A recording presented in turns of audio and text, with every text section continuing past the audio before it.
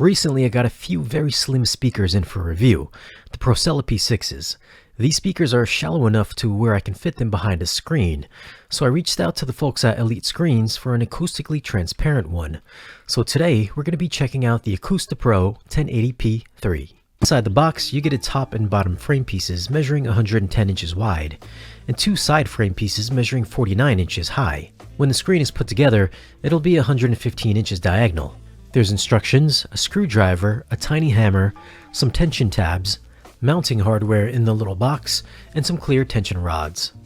First thing we're going to do is grab the angle bracket out of the box and insert it into the notches on the side of the frame piece.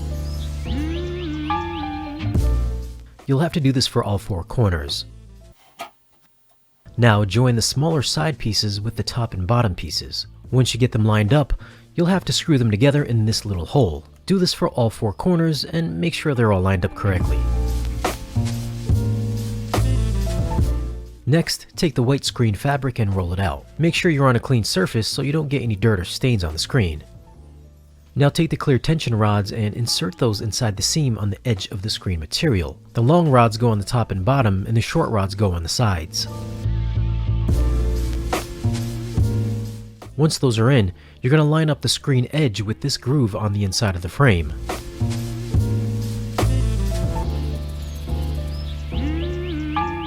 Take the little tension tabs and stick them in the grooves, which will keep the screen material from popping out. Make sure the Velcro side is facing outwards.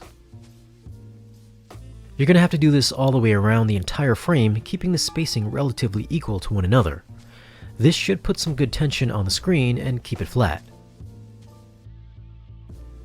Now you're going to grab the black fabric and stick it to the Velcro on the tension tabs, keeping it as tensioned as possible.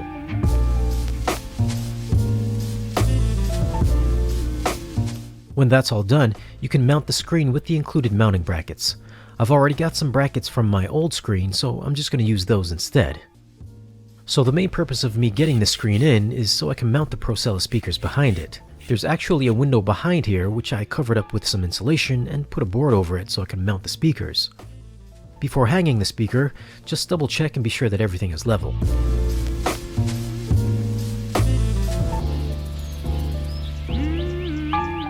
I know, you can see the speaker cables, but this is a temporary install, so I'm not going to be worried too much about it. If the speakers do sound good, and I decide to keep them, then I'll go back and hide all the wires. But for the time being, this is what it is. As for hanging the screen, I'm sure it's easier with two people, but the screen really doesn't weigh much, so it didn't take too much effort to mount it.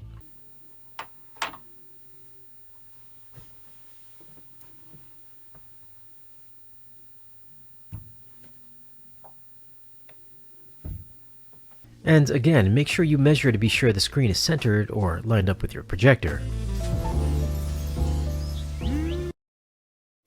Since I'm using an anamorphic lens and my throw distance is about 12 feet, I had to go with a curved screen because the lens will add a pincushion to the center of the screen, so a curved screen will make it less noticeable.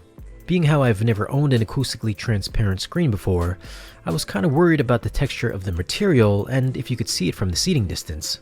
Up close, the screen is a weaved material and it looked kind of like spandex. Once it's tensioned, it's really smooth, although not as smooth as a non-transparent screen. This particular screen has got a gain of 1.0, so I'm expecting it to be a little dimmer than the Elite Cine that I reviewed in the past, which has a gain of 1.1. After firing up the projector, I will say, if I recall correctly, that this does indeed seem to have a touch less pop from the Cine. If I'm looking at something all white, it does appear to have less sheen to it. I'd say it's a little duller. If I bump up the contrast a bit, I can kinda help it out. But overall, after watching a ton of movies this past week, I didn't have any major concerns or felt what I was watching lacked much detail. As for the screen altering the sound of the speakers, at least to my ears, I couldn't tell a difference at all. If you've got room correction in your processor or receiver, I'm sure that's going to correct any major variances, if any. You'll have to actually speak. The noise didn't affect the women, remember?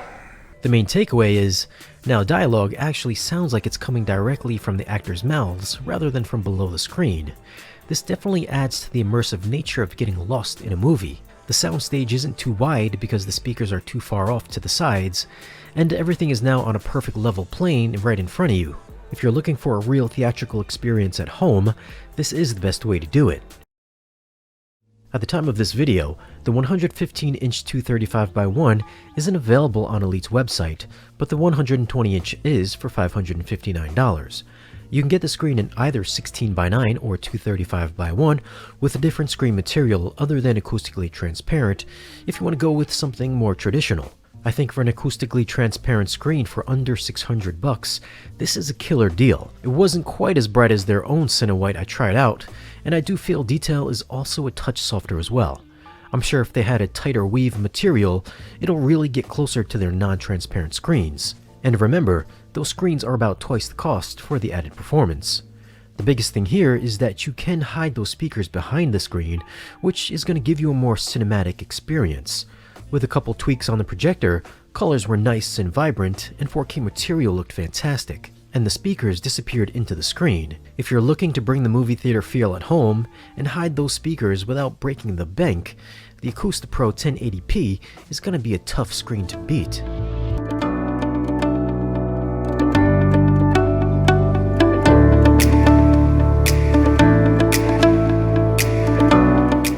Elite screens.